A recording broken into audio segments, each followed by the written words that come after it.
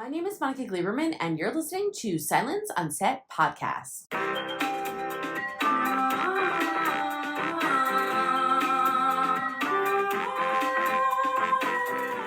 On today's podcast, we're talking to the cast of The Way Home. The Way Home is about 3 generations of strong and independent women living together in a small farm town of Port Haven. They embark on an enlightening and surprising journey none of them could have imagined as they learn how to find their way back to each other. To start us off, here's Andie MacDowell and Sadie Laflamme-Snow. I want to start off first off with the relationship between both of your characters. It has drastically changed since season 1. And so what was it like finally being able to form a less strained relationship between the two of you? I feel like, we have this little breakthrough scene in the end of season 1 where Alice has just gone through her breakup with Nick and she's starting to realize that she has to let go of that. And she can't tell Del why, but she really needs someone to just be there for her. And Del plans a little movie night and we have a little heart-to-heart on the couch. And that's the first time we see Alice kind of let Del in and like really parent her, I feel like a grandmother. Yeah. And just give you that kind of love that I feel like only grandmothers can give, which is just like totally unconditional and warm. And like, even parents,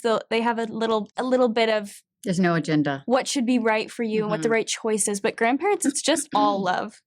And so I think Alice really needed that. And that's the first hint of what that looks like. And then I think in season 2, they're starting to be really comfortable with each other, which sometimes means that they can challenge each other a little bit more than just, being warm with each other. It takes it one step further where they push each other to like, to be real with each other and to, even just Alice kind of eggs Del on with her budding romance. And, there's things there that I think make the relationship even more interesting and exciting. So, but more we get close. We start to get to know each other because I haven't had a granddaughter. That was one of the interesting things about playing this character was the fact that she had really lost all of her family because she lost her daughter too. And then she lost her granddaughter. So the coming together was really sweet. And Andie, I want to ask you, I saw in an interview that you said that you prefer, like you like the flashbacks but that you prefer playing your own age, which I was like, yes, girl, like, yes. Oh, yeah. So I wanted to know, for this season, there's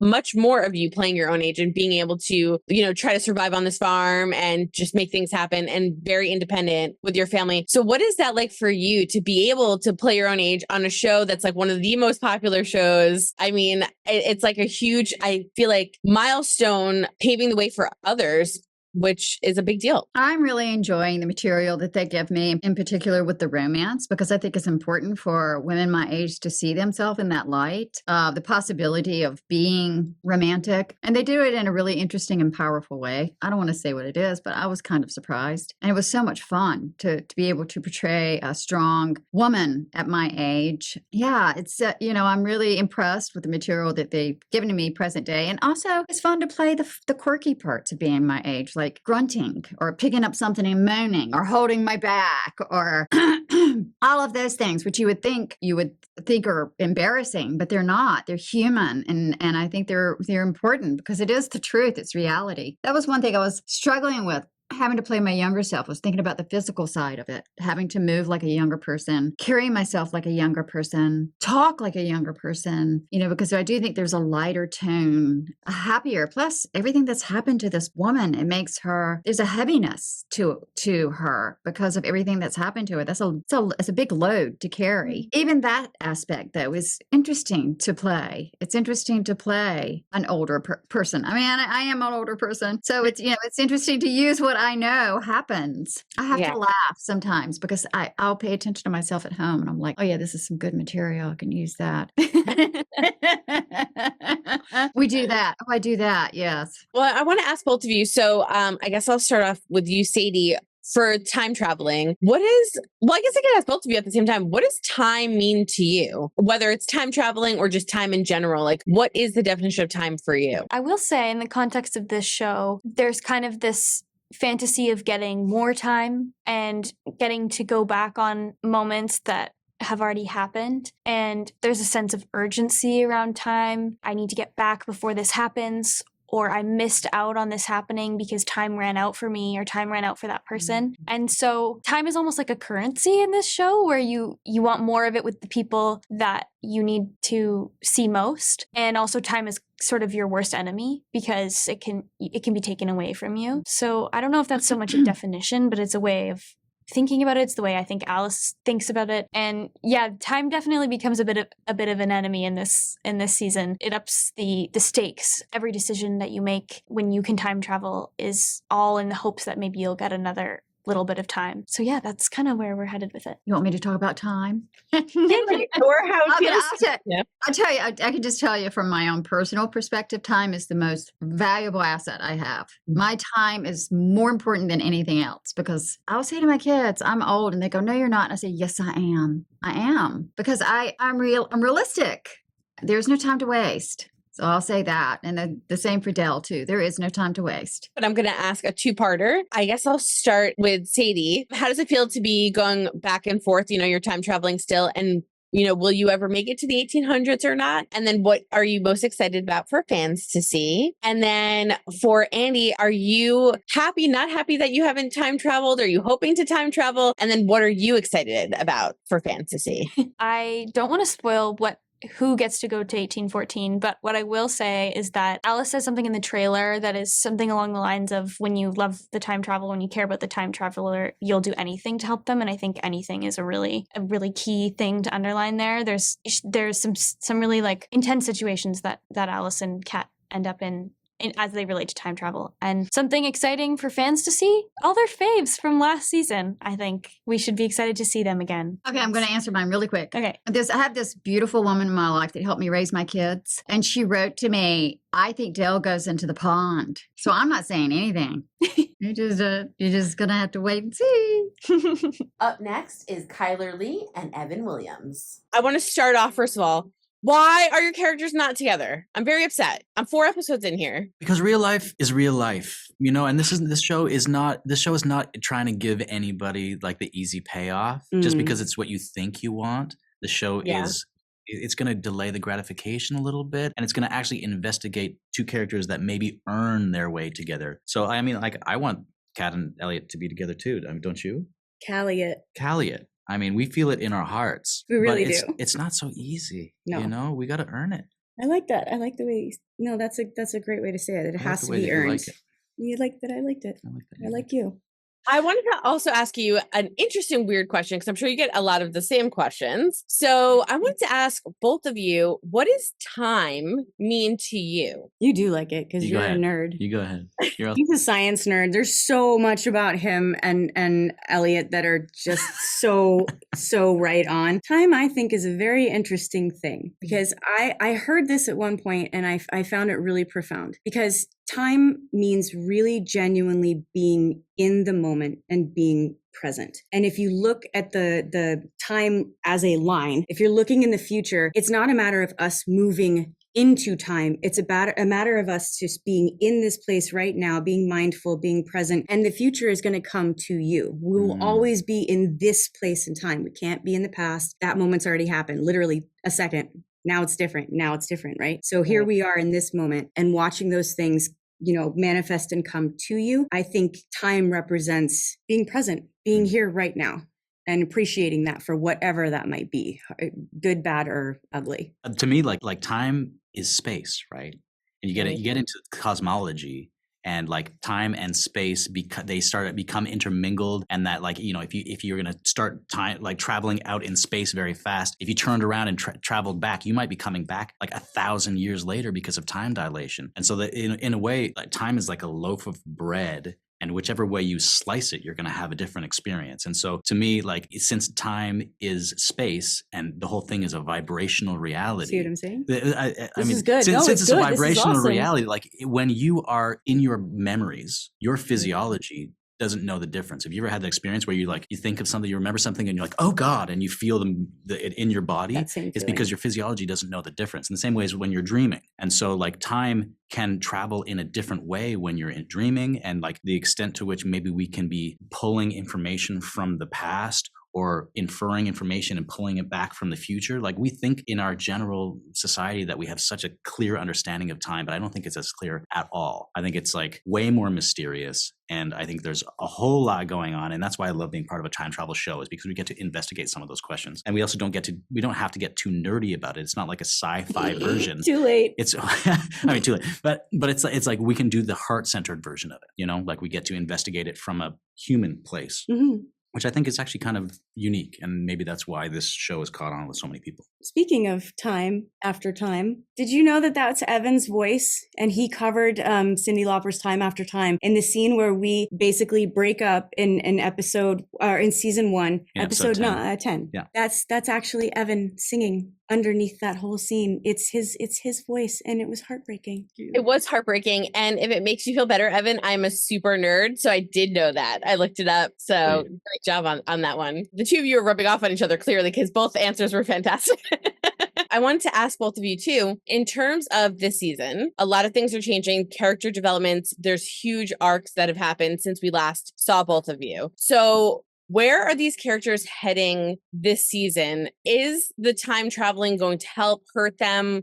Where are we heading? For Kat, it's definitely like she's now just even more impassioned to figure out what happened. So that's kind of like her goal. It's no longer about, well, yeah, living in the past in the sense of in her present. Do you know what I mean? Yep. Yeah. Got you. I'm with I you. don't even know what I meant anywhere. I just went in a circle. But she's really, really dead set on finding these answers. And in that being the case, also protecting those around her, like more particularly as we mentioned, it's like protecting Alice from really knowing some of those nuggets of truth that are really not pretty. So she's so solely focused on trying to find Jacob, and the people that she interacts with in the 1800s have such a huge impact on that knowledge. And so seeing the origins of that and what the family looked like and how they got to where we are in the present day is, I mean, the discoveries are just constant. And so that's kind of where she is just to really try to get these answers and also give these answers to her mom, because, you know, it's not, she's doing this to find that closure, but to hopefully really give her mom what she lost so long ago to whatever capacity that she could. Yeah, I feel like it shifted a little from her wanting her brother back permanently to just wanting to learn about her brother. That's what it seems like, at least right now. I don't know. At least for now. Changes, but for now. Yeah. But what about for you, Evan? For Elliot this year, I think he's such a cerebral character, and it's been really fun in season 2 because we kind of descend from Elliot's head into his heart a little bit. And at the end of the season 1, when he decides that he needs to forge his own path, he kind of plants a flag. He stakes his claim and what he's going to do. And in the 7 months that transpire between the end of season 1 and the beginning of season 2, he's gone off and he's traveled the world and he's done his thing. And when he arrives back, in a way, he sort of has to try to defend that decision as it's challenged. And I think it's challenged in a way that he does not expect. And so it really shakes him, and he has to examine what it means to love himself and what it means to even be himself, and outside of what he feels he owes to other uncharted people. Territory. Yeah, what he feels he owes himself. And so we really see Elliot grow this year, and it's a challenging arc, I think. And but I'm hoping, especially for our male viewers, I'm really hoping that a lot of men feel represented, because I tried to bring a lot of vulnerability to it as well as some authenticity. And just because it is a woman-led show and there's such strong women characters, I think there's that lens that we've created, which is kind of a caring, holistic lens that we can view our characters through, that also benefits our male characters. And so Elliot really has the opportunity and the time to examine himself, and I'm hoping that's going to be rewarding. With Kat, we're heading in spoiler territory, but for Kat, she's in the 1800s. Yes. She's in the 1800s. So what can we expect or what can you tease a little bit? And again, I'll hold it, but what can you tease a little bit about what we can find out, what she will find out while she's there, and how that helps her kind of progress in current times? And what are you looking forward to for fans to see? And then the same type of question, somewhat different, but for Elliot, we don't know if he could time travel yet. I'm hoping he can, but if he can't, how does he progress as time goes on with all of this information that's coming to him from the past? And what are you hoping fans are excited to see for this season? Kat starts to find out some information about Jacob that she doesn't particularly believe that he would be capable of doing. So there a bit more unfavorable side of him that seems to be popping up, and Kat, as she is that big sister, still very unwilling to believe it. So once we meet these other characters, we meet Susanna and we meet Thomas, who comes into play. They each bring in a representation of Jacob when you find out what their relationship is and how they kind of come into that fold. So Kat has all of this new information, and now these really like beautiful budding relationships that she's created with Elijah Landry and like that whole side of the family. She's now like in this deep ocean at this point, that she's constantly wants to go back and forth because she's building relationships in these two totally different eras, and everybody becomes very meaningful to her, and everybody holds something that she needs, information that she needs to be able to hang on. So I'm excited for everybody to see the world that we created there. It's a whole different part of the show. So we get to see the sides. We really put, I think, Hallmark to the test. And I think they gave us a lot of grace and a lot of room to push some boundaries, but to do so in really heart-wrenching and heartwarming ways. So I'm excited for everybody to go on an even deeper journey with us, because it gets a little gnarly, but it also gets like, it's so brilliant and so well done. For Elliot, in addition to his relationship with Kat being challenged, I think something unexpected that happens is his relationship to Alice is challenged, and especially their footing as a time guru and as a student. We get to see a lot more of young Elliot in 1999 and what transpires there that threatens to change everything that Alice thought she knew about these kids living in this picture perfect window back in time. And so I think like we get to understand a lot more about why Elliot is the way that he is, and that will even make it that much more rewarding to go back and watch season 1 again, now knowing what audiences are going to find out in season 2. So that's just an added benefit. The show always gift that keeps on giving. But in 1999, we travel into much murkier waters, Pond, and we will see the reward that will transpire because of that. And are you excited for fans to see that? I'm excited for the fans to see the characters that they already love be continually filled out with new dimensions and new sides that make it just more delicious to follow the story, and they're going to want to know what happens even more, and they're going to cry. I'm trying to coin a new...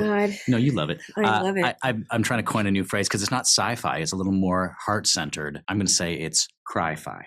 So go ahead and just spread that to everyone you know. Cry-fi the way home. Hi-fi.